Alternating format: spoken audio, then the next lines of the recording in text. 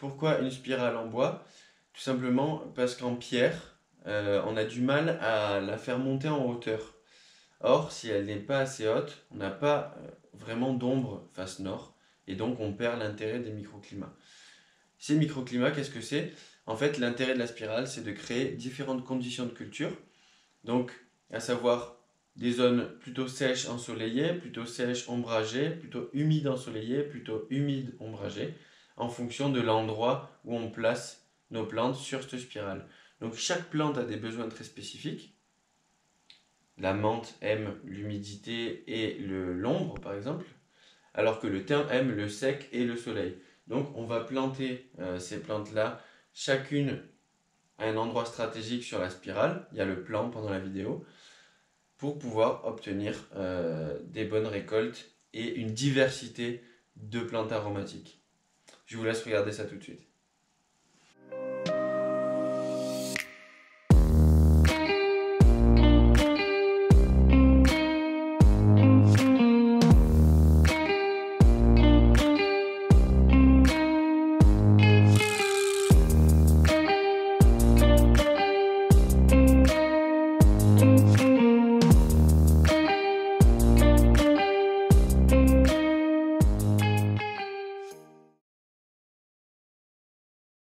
Pour la structure de la spirale, on va partir sur 3 cercles concentriques.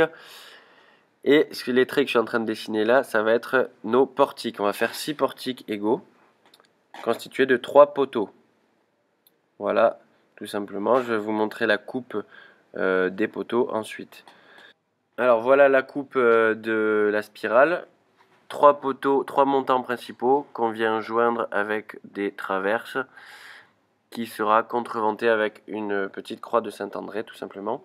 Et on peut voir à gauche du dessin que on a creusé tout ça pour gagner de l'humidité. Alors pour vous représenter la spirale rapidement, le premier portique est au niveau 0 du sol et je rajoute 8 cm par montant. La difficulté est là au niveau du changement d'angle de la spirale, parce que c'est pas un cercle. Il va falloir casser l'angle, on va le voir plus tard. Et finalement, voilà la forme de notre spirale après l'utilisation de ces 3 cercles concentriques. Il faut sélectionner du bois assez costaud pour faire les chevrons centraux. Ensuite, j'ai noté toutes mes cotes. Hop, il ne reste plus qu'à couper.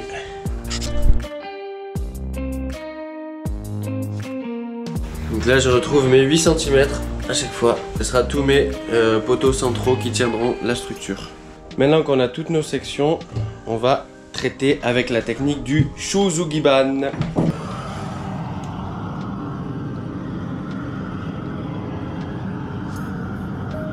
Là, ça envoie du lourd.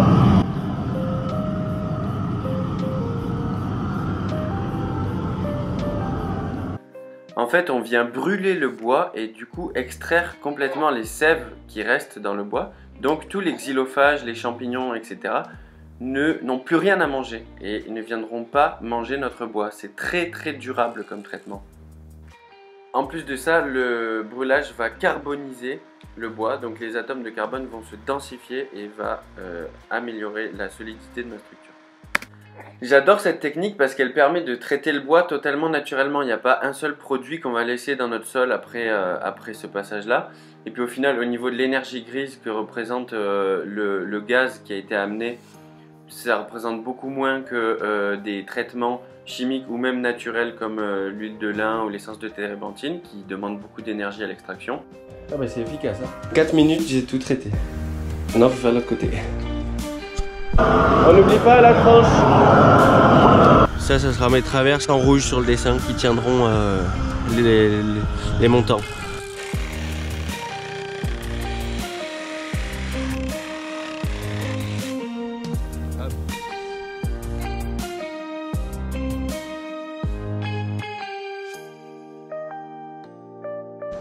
Et après on fait 6 fois la même. Là c'est l'ossature de la structure de base quoi. D'un portique. On pré-perce toujours avant de visser.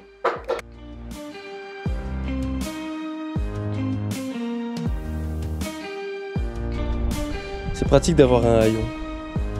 Ouais, après faut-il qu'il soit d'équerre. Si le haillon il est pas d'équerre, tout notre truc il est pas d'équerre. On met une grosse vis sur la triple épaisseur pour renforcer la structure.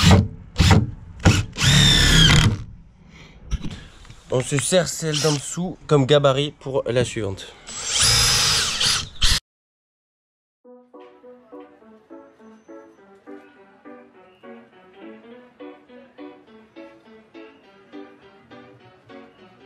Nous avons la structure de la spirale.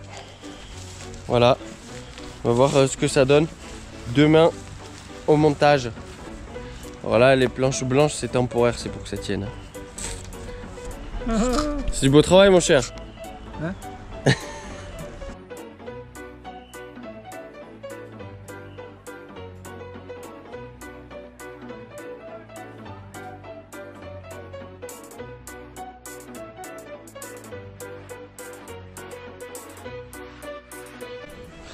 Donc maintenant on va passer au bardage qui va tenir toute la structure. Du coup je prends la moyenne entre chaque espacement parce que là j'ai présenté mon ossature mais je sais pas exactement combien j'ai exactement. Là je tombe sur une moyenne de 120. Alors j'ai mes 21 planches à brûler du coup et cette fois je vais brûler que l'intérieur, que ce qui est en contact avec la terre parce que l'extérieur je veux qu'il soit couleur claire et je le traiterai à l'huile de lin, essence de térébenthine qui est naturelle aussi. Et contrairement à ce qu'on peut imaginer, ça ne consomme pas énormément de gaz. Une bouteille de 10 kg comme ça, elle fait entre 20 et 30 heures d'utilisation. À peu près 300 grammes par heure à débit maximal, donc c'est pas énorme en fait. Étape suivante, chanfreiner cet angle là. En fait les deux angles, ici et ici, pour pouvoir venir plaquer bien tout mon bardage ensuite. Du coup je vais suivre la ligne de ma planche qui est en dessous, qui va m'indiquer où je dois couper.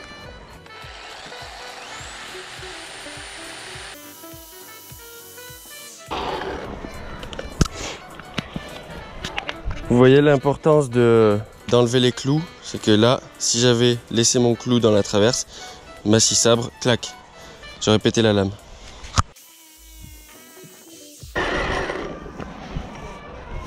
Voilà, bon je suis pas un pro de la découpe mais au moins ces planches là de bardage, elles vont être bien plaquées là-dessus.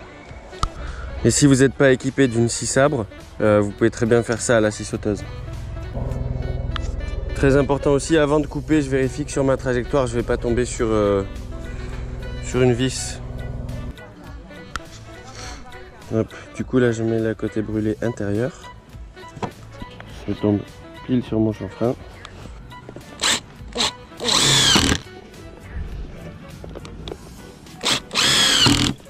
Et je vais remplir toute la structure, comme ça, petit à petit.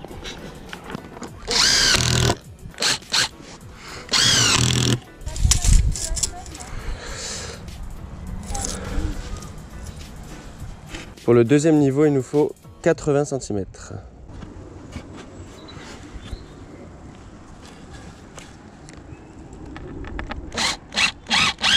Alors là on voit que c'est pas totalement circulaire. Celle-là qui est plus éloignée, c'est celle où la spirale repart intérieure. Comme c'est pas un cercle, hop, on fait un tour et puis arrivé au point de départ,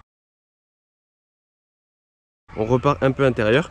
Donc on change l'angle et pour que ce soit plus esthétique, on recule légèrement le portique de la cassure de l'angle.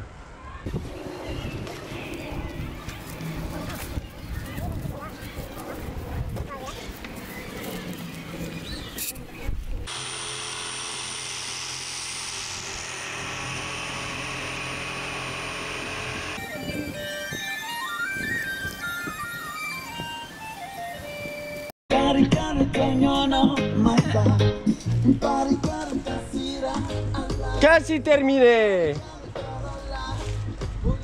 Ça y est, j'ai fini. Plein de souris. Waouh, c'est beau. On dirait un escargot. Ok, maintenant il va falloir la déplacer. Ah d'accord.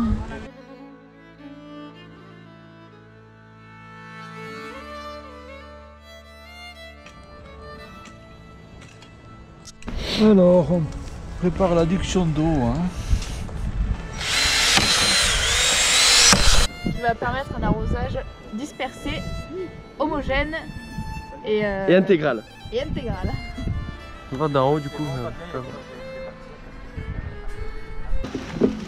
Hop là. Allez, vas-y, on voit. On remplit tout le fond de broyat.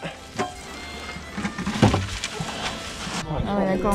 Non mais je te jure, des fois elle a des bugs, ça filme à l'envers. On dit il faut pas être pompette quand on filme, mais des fois tu te demandes.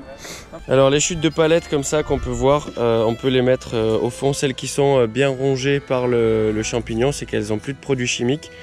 Et du coup ça nous fait du carbone au fond. Et puis en plus ça fait gagner un petit peu de volume. Pour le remplissage, on alterne de la terre et du broyat sur 20 cm à chaque fois. Important aussi de bien combler les trous comme ça, hop, être sûr que tout notre volume est rempli. Oh, un copain dans le broyat. Dernière brouette. Faut pas se rater. C'est la plus dure celle-là.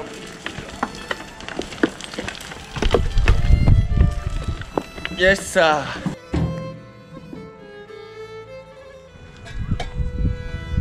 Et maintenant on met la terre qu'on avait décaissée du début au-dessus parce que c'est la meilleure. C'est la meilleure terre.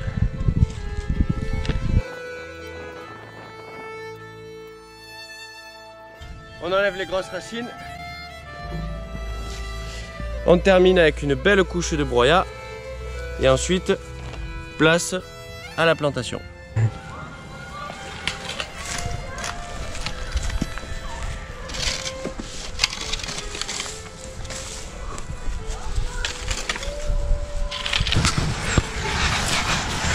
Alors voilà le plan de la spirale. Avec chaque plante, vous pouvez faire pause pour regarder le plan.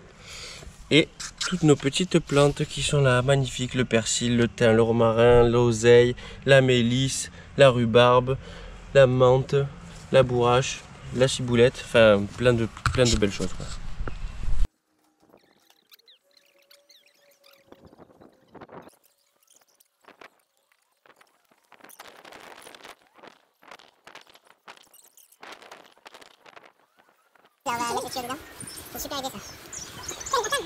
Hop là, le thym, la lavande, le romarin, la camomille, la sauge, l'estragon, il est caché, la mélisse, la rhubarbe, la marjolaine, la ciboulette, le fenouil, le céleri, l'oseille, la menthe et le persil. Wouhou! Et on va y mettre un gros coup d'arrosage. Hop là.